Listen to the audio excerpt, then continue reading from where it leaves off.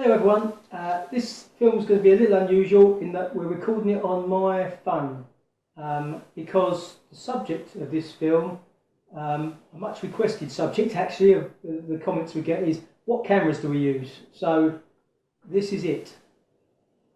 We're not photographers, we like point and squirt type of photography. Point and shoot, that's better. Point and shoot type photography, where you just push a button and you get something out of it. And it started with me buying, because Hannah does like photography, but she's not pretending to be an expert on photography. So it started with this, which I think the label on the bottom says is a Fuji Finepix XP60. Water. That's what makes this one special. It was rugged and it was waterproof, which for sailors seemed like the perfect camera. How do we use it then, Hannah? Well, I've got lots of different menu choices. I can do underwater shots, low lighting, sepia, black and white, etc. It does have a zoom, and for probably the first half of our films, they were all done on this very simple yellow camera. When we were racing White Magic especially, I found I could take some film and some photos and then stick it in my buoyancy aim. I just literally tied her on so I wouldn't lose it. It's reasonably heavy but equally easy to hold. It's kind of metal. I don't know if it's metal, but it's like yeah, a metal frame to it, and it's a nice solid camera. There is a little kit when I filmed on it, and when I pressed film, it feels like a little funny on the button.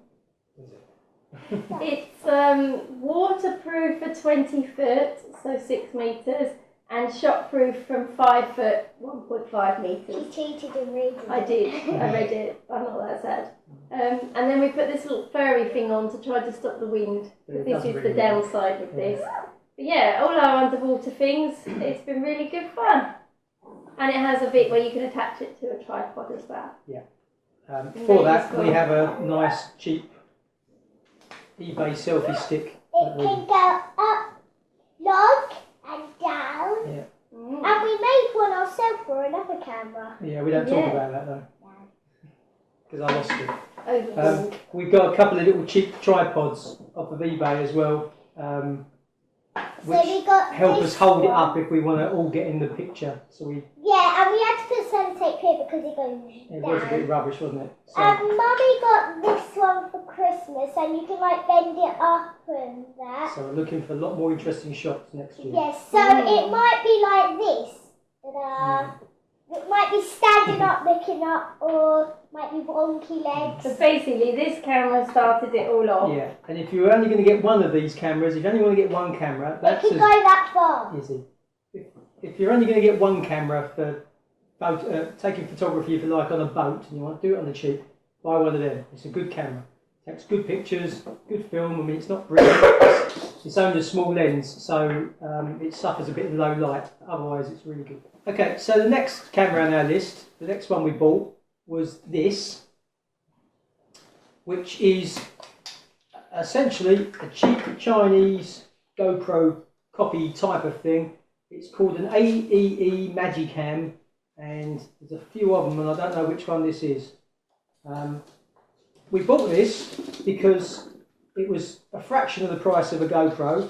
It came with a waterproof case. It's got a remote control. Yep. Has a detachable screen that goes on off the back.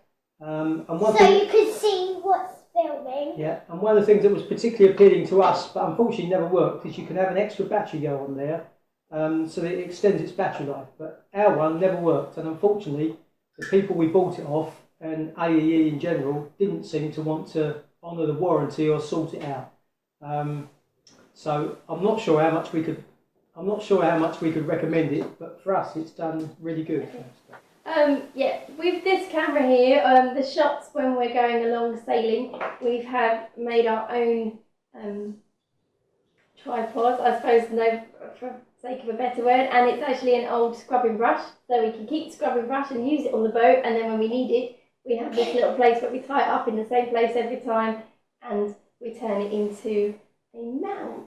All the ones with pintail coming in and out the water as well, I used this clamp and clamp it to the back of their boat.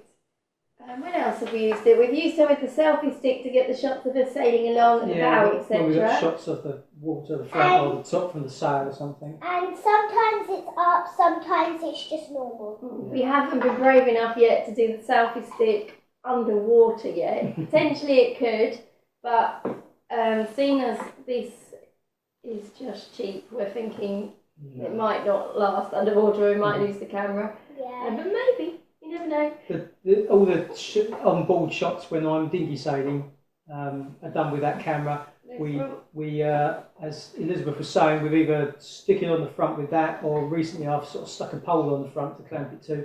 And I can switch it on when I leave the beach and then just use the remote control to activate it when I want to take a picture. And we stick it in our buoyancy aid, don't we, in a waterproof bag, so we can just go on off when we need to. So it doesn't break, and then the camera will run out of battery, and it might break. Actually, battery life, we should talk about.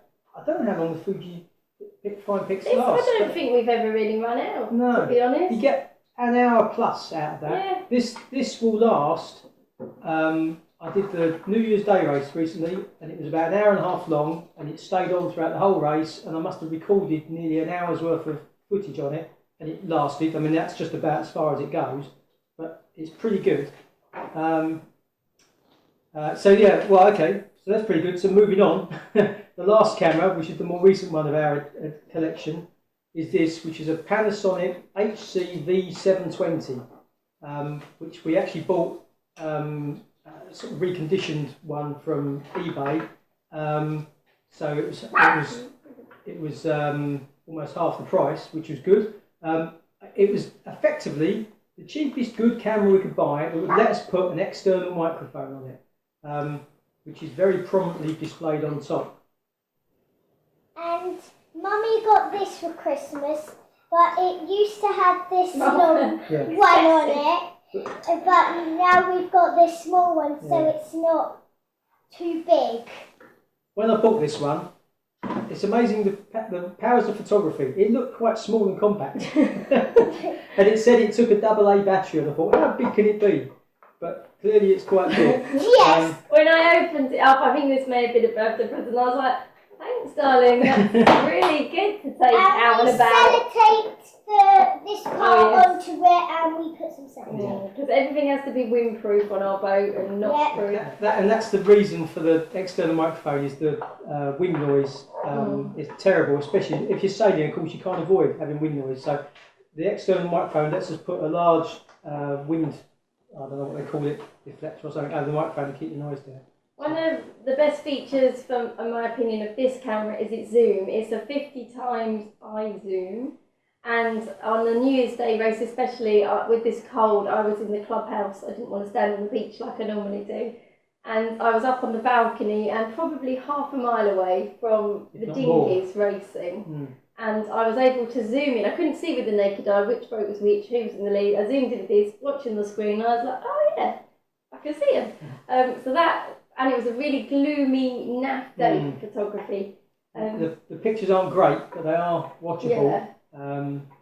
Very impressive. This is a good feature. As I mentioned on our boat, we don't have a mirror on this current boat, so often I'll be filming it for the start of the day, and I'm like, oh goodness, if you didn't see what Hannah did there, the screen just turns round, so you can either look at what you're recording or look at yourself as you record. But you look a bit of an idiot if you stare at the screen, because you're not obviously then staring at the lens. Which is an easy habit to get into. So you have to stare at the screen, otherwise it looks like you have this squint going off to the side constantly. But it's really good. I've been well chuffed. I use this camera with my mum and my dad for some of my videos that I do. Yeah, when we do fun stuff with Elizabeth, we stick that one on a tripod and we do all the filming with that one for Elizabeth. And we have this one instead of that big one on the top. When we are sailing along though, what we tend to do is we have a little adapter, don't we, on board.